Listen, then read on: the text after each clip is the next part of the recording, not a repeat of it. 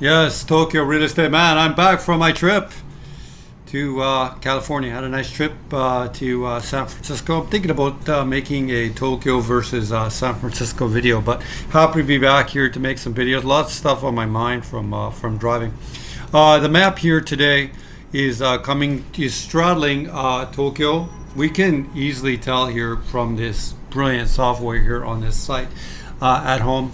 On the right side here, where you see the red, we have Tokyo. This is Setagaya, and then to the bottom here, this is, you see there, Oto Ward. This is Setagaya up here, and then over here we have Kawasaki. Now, before we delve into the two properties that we're going to look at today, let's come on over here to the very edge of Setagaya, and let's just push this one and see what it gets here.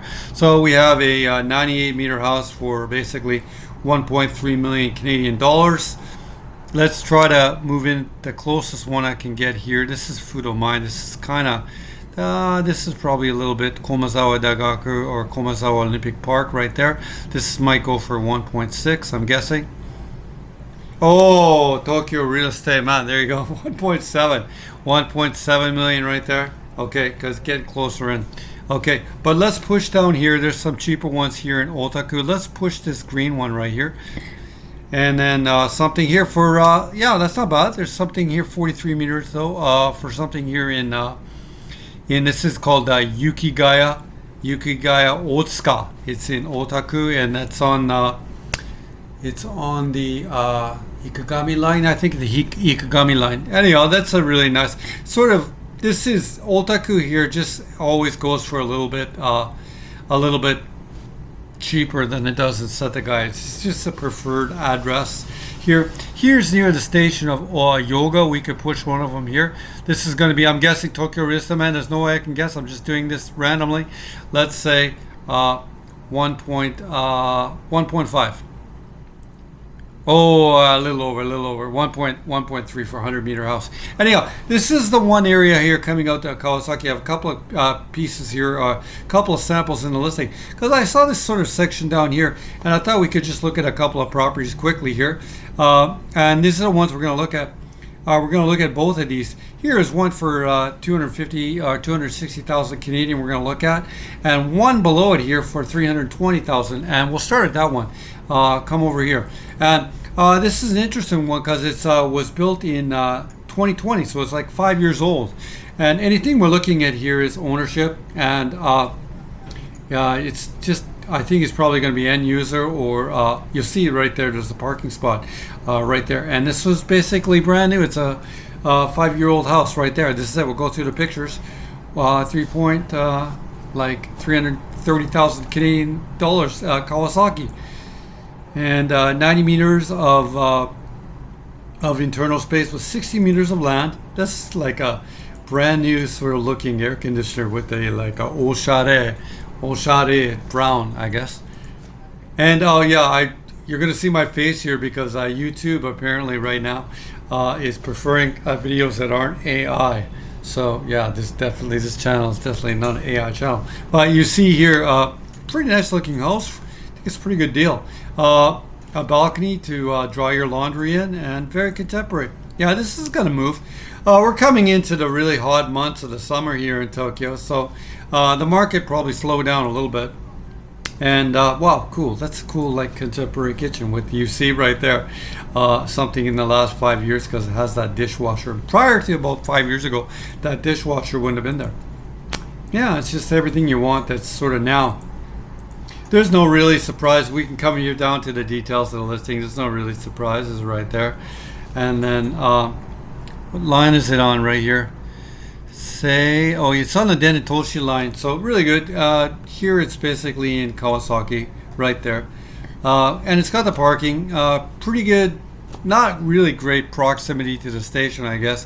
17 minutes away from the station on bus, but it has a parking spot, and there's a parking spot, so you don't really have to, like, when you have a parking spot, you don't have to use a train. You can just get your little K car or a K truck, and then break away from the train system, and then you can break away from the train system in Japan, and you have a lot of freedom.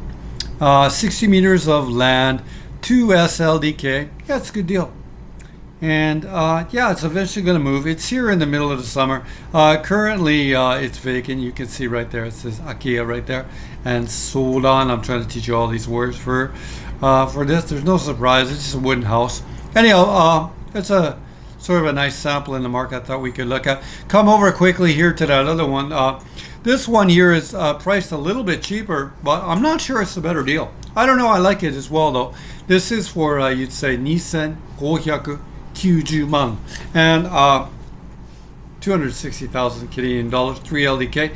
This is built in 1994. And this stuff that was built in the 1990s onwards that's being sort of remade right now and refurbished or updated to the 2025. It's updating so much better than the stuff that was built in the 80s because the bones and the fundamentals of the building in the 1990s is so much better. Mostly because of the windows and the foundation work. And don't forget, I've talked about it on this channel, the foundation work. What were they doing better from the 1980s?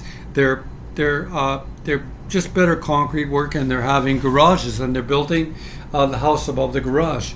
Anyhow, we'll go through the pictures here. You see it, the 3 LDK. This is the garage right here, okay? And the main floor right there. And there's the pictures, and the reason I really liked it is it's a pretty good garage, and it had a door in it, and I just like the fact that it has a door in it, but it also has a little spot you can put a motorcycle there as well. And don't forget my friend Nakamura, or my partner Nakamura, but he's also my friend. We've been friends for years. He does a lot of business using his motorcycle, so you could have a car, and then when you have a motorcycle, you start to crack down Tokyo in big ways. So it's great. And it's all totally been updated. And I've mentioned so many videos before. In the 1990s, the window technology gets better, and that's what's really making the bones of these houses so much better built in the 90s than the 1980s. I really think the glass technology just is the one big thing, and that in the garages. Everything's been updated here. It's like almost like a brand new house in a way. So yeah, I don't know which. I would say I like this one actually a little bit better. But you could come back and say, well, that other house is a 2020 house, and that's a good point too. The location is basically the same. Yeah, there you go, right there. This is great with a garage with a door in it. Oh man, to die for. But it's all been updated. This is a sort of storage system you find in a lot of Japanese houses in the kitchen right here, and it's just an underground place, a cool place to store things. So it's great, and you'll find it in a lot of Japanese houses. Yeah, it's nice looking. I just like it. And it's been updated. Like, to me, it seems really now. This one's going to move for sure. But again, we're in the summer months. No, it's really hot right now. A lot of people don't want to go out and look at houses this time of year. And then, so the market slowed down a little bit, but it'll pick up again in probably late September. It could be moving quick, though. I'm not seeing any price compression. When we look at that map, you see red pill everywhere. Anyhow, let's look at the house. Though there's no surprise here in the listing. Again, we see it's a little further away from any of the stations. This is the JR Nambu line, 60 minutes away from there by bus, so 23 minutes away from the Denitoshi line here. Denitoshi line has great demographics, and this one little area of Kawasaki is proving to be some really good deals. And compared to, for basically 25% of the price, for living on the other side of the river in Tokyo. Isn't that crazy? Isn't that crazy how we have the kind of stuff that comes out in the marketplace? 77 meters of internal space here in the building, 52 meters of land, slightly left, built in 1994. Wooden building, three-story or three-floor house. Shoryuken, which is ownership. I'm not going to bring anything on this channel that's not ownership. And currently vacant, ready for takeover at some point. I thought we could come here. Here's the map.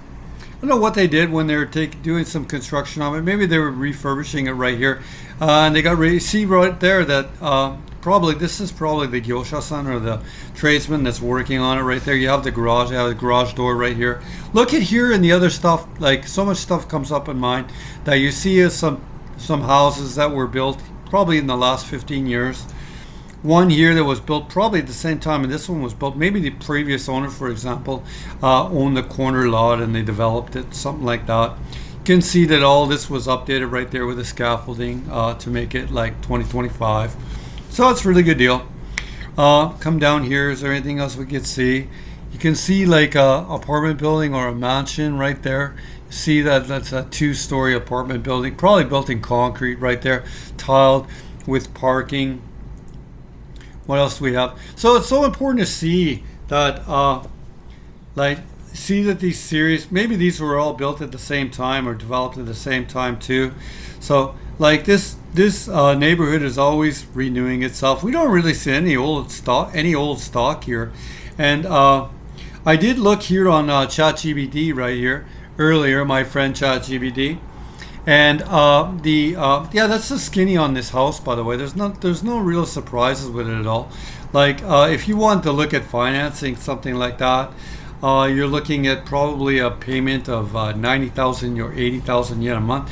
According here to ChatGPT, I came here to have a look, and the question I ask is the population of Kawasaki, Japan, growing. Kawasaki City in Kanagawa, the urban hub nestled, this is the word, or in between Tokyo and Yokohama, has seen steady population growth over recent decades. It's just growing. We can see in 1995 the population was 1.2 million. Okay, and here in 2025 it's 1.5 million, and I think it's basically going to continue. From 1995 to 2020, the population rose by over 335,000, a growth of about 28%. Really important. So we have the population of Japan over this period going down slowly, but Kawasaki is going up. So yeah, that's a really important thing. I don't really think this trend is going to change. So that gives you the skinny. I'll just end it quickly here. Could do a little quick simulation on someone coming from inside the Japanese world. And if you are, make sure you can take advantage. I've talked about it a lot, of this sort of cheaper financing if this ever opens. If it doesn't open, doesn't really matter. I can guesstimate that your payment on a house like this might be I could try to close it. Maybe I'll try to open it in a new tab, and that'll go quicker. Open in a new tab, maybe that'll work. Maybe it won't. I don't know. If it doesn't work, I can just estimate it that your payment on this might be 80,000 yen a month, for example, full drag. The drag on the loan would be, if it's going to open. For some reason today, it's not opening, so can't do the financial end of it.